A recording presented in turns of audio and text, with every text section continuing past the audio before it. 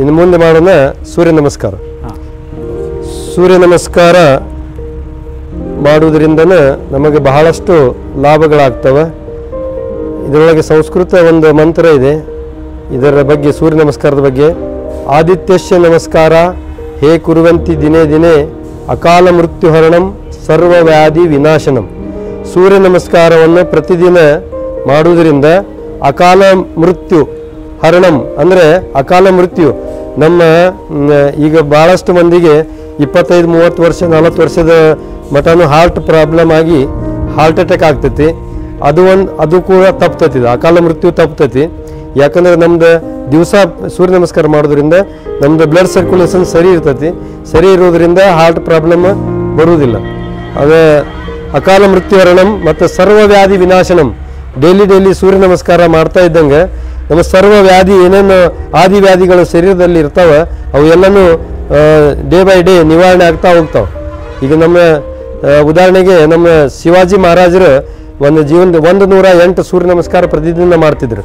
ಈಗ ನಾವೆಲ್ಲರೂ ಆರೋಗ್ಯವನ್ನು ನಿಯಂತ್ರಣದಲ್ಲಿ ಕಾಪಾಡಿಕೊಂಡು ಹೋಗ್ಬೇಕಂದ್ರೆ ದಿವಸಕ್ಕೆ 12 ಸೂರ್ಯ ನಮಸ್ಕಾರ ಮಾತ್ರ ಪ್ರತಿದಿನ ಮಾಡಬೇಕು.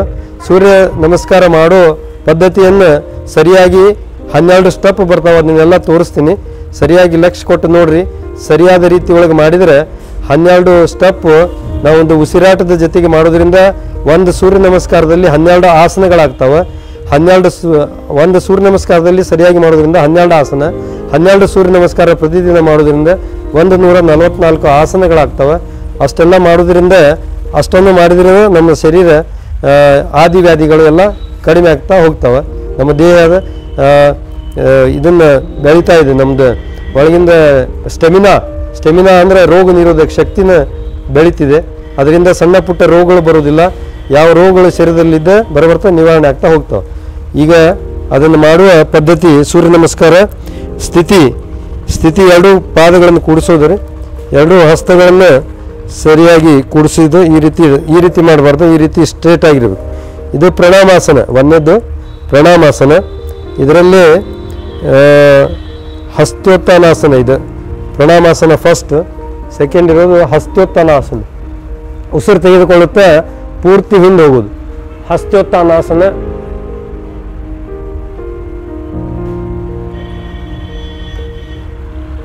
ಇದು ಮತ್ತೊಮ್ಮೆ ಮಾಡಿ ತೋರಿಸ್ತೀನಿ. ಇದು ಪ್ರಣಾಮಾಸನ, ಹಸ್ತೋತ್ಥಾನಾಸನ. ಉಸಿರು ಖಾಲಿ ಮಾಡ್ತಾ ಪಾದ ಹಸ್ತಾಸನ. ಹಣೆಯನ್ನು ಮೊಣಕಾಲಿಗೆ ಹಚ್ಚಬೇಕ್ರಿ. 2 ಹಸ್ತಗಳನ್ನು 2 ಕಾಲಿನ ಸರಳ ರೇಖೆ ಒಂದೇ ಹಸ್ತಗಳು ಮತ್ತು ಪಾದಗಳು ಒಂದೇ ಸರಳ ರೇಖೆ ಒಳಗೆ ಉಸಿರು ತೆಗೆದುಕೊಳ್ಳುತ್ತಾ ಎಡಪಾದ ಹಿಂದೆ ದೃಷ್ಟಿ ಮೇಲೆ. ಇದು ಅಶ್ವಸಂಚಲನಾಸನ. ಉಸಿರು ಖಾಲಿ ಮಾಡ್ತಾ ಬಲಪಾದ ಹಿಂದೆ ಮೇರು ದಂಡಾಸನ. ಕತ್ತ ಮೇಲೆ ಸೊಂಟದ ಭಾಗ ತೆಳಗ ದೃಷ್ಟಿ ನೇರವಾಗಿರ್ಬೇಕು. ನೆಕ್ಸ್ಟ್ ಪರ್ವತಾಸನ. ಹಿಮ್ಮಡಗಳನ್ನು ಹಿಂದೆ ಹಚ್ಚೋದು, ಗದ್ದವನ್ನು ಎದೆಗೆ ಹಚ್ಚೋದು ಪರ್ವತಾಸನ. ನೆಕ್ಸ್ಟ್ ಅಷ್ಟಾಂಗ ನಮನಾಸನ. ಅಂದರೆ 8 ಅಂಗಗಳು ನೆಲಕ್ಕೆ ಹತ್ತಬೇಕು. ಅಂದರೆ ಪಾದದ ಬೆರಳುಗಳು, ಮೊಣಕಾಲು, ಎದೆ, ಗದ್ದ ದೃಷ್ಟಿ ನೆಲಕ್ಕೆ ಹಚ್ಚಬೇಕು. ದೃಷ್ಟಿ ನೇರವಾಗಿರ್ರಿ. ಹಸ್ತಗಳ ನೆಲಕ್ಕೆ ಕೂರಿರ್ಬೇಕು. ದೃಷ್ಟಿ ನೇರ. ಹೊಟ್ಟೆ ಭಾಗ ನೆಲ ಬಿಟ್ಟು 1 ಫೀಟ್ ಅಂತರದಲ್ಲಿ ಇರಬೇಕು. ಸೊಂಟ ಹಾಗೂ ಹೊಟ್ಟೆ ಭಾಗ ನೆಲ ಬಿಟ್ಟು 1 ಫೀಟ್ ಅಂತರದಲ್ಲಿ. ಅಷ್ಟಾಂಗ ನಮನಾಸನ. ನೆಕ್ಸ್ಟ್ ಭುಜಂಗಾಸನ. ದೃಷ್ಟಿ ಮೇಲೆ ಆಕಾಶ ನೋಡ್ತಾ ಇರಬೇಕು. ಸೊಂಟ ನೋವು ಇದ್ರೆ ಕಡಿಮೆ ಆಗ್ತಾ ಹೋಗ್ತದೆ. ನೆಕ್ಸ್ಟ್ ಮಾಡೋಣ ಪರ್ವತಾಸನ. ನೆಕ್ಸ್ಟ್ ಉಸಿರು ತೆಗೆದುಕೊಳ್ಳುತ್ತಾ ಎಡಪಾದ ಮುಂದೆ ದೃಷ್ಟಿ ಮೇಲೆ. ದಕ್ಷಿಣ ಅಶ್ವಸಂಚಲನಾಸನ. ನೆಕ್ಸ್ಟ್ ಪಾದ ಹಸ್ತಾಸನ. ಉಸಿರು ತೆಗೆದುಕೊಳ್ಳುತ್ತಾ ಹಸ್ತೋತ್ಥಾನಾಸನ. ಪೂರ್ತಿ ಹಿಂದೆ ಬಾಗೋದು, ಸ್ಟ್ರೆಚ್ ಮಾಡೋದು, ಪೂರ್ತಿ ಶರೀರವನ್ನು ಸ್ಟ್ರೆಚ್ ಹಿಂದೆ. ಉಸಿರು ಖಾಲಿ ಮಾಡ್ತಾ ಪ್ರಣಾಮಾಸನ. ವಿಶ್ರಾಮ್. ಈಗ 1 ಸೂರ್ಯ ನಮಸ್ಕಾರ ಆಯಿತು. ಒಂದು ಸೂರ್ಯ ನಮಸ್ಕಾರದಲ್ಲಿ 12 ಆಸನಗಳಾಗ್ತವೆ. ಉಸಿರಾಟದ ಜೊತೆಗೆ ನಿಧಾನವಾಗಿ ಮಾಡೋದ್ರಿಂದ 12 ಆಸನಗಳಾಗ್ತವೆ.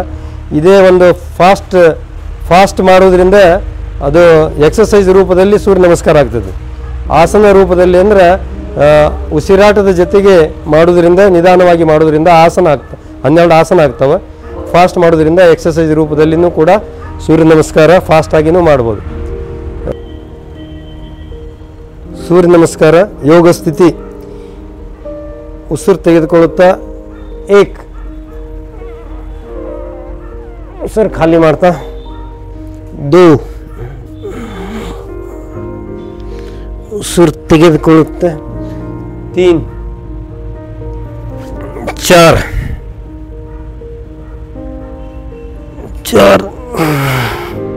5 6 7 8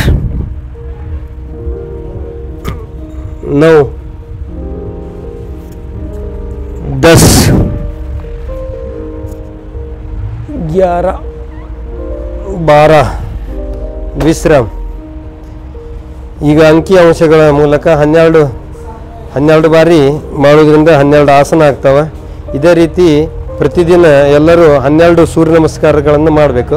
12 ಸೂರ್ಯ ನಮಸ್ಕಾರ ಮಾಡಿದರೆ 144 ಆಸನಗಳಾಗ್ತವೆ.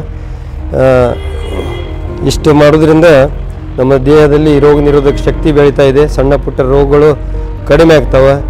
ಯಾವುದು ದೊಡ್ಡ ರೋಗಗಳು ಶರೀರದಲ್ಲಿದ್ದು ಕ್ರಮೇಣವಾಗಿ ಅವನು ಕೂಡ ಕಡಿಮೆ ಆಗ್ತಾ ಹೋಗ್ತವೆ.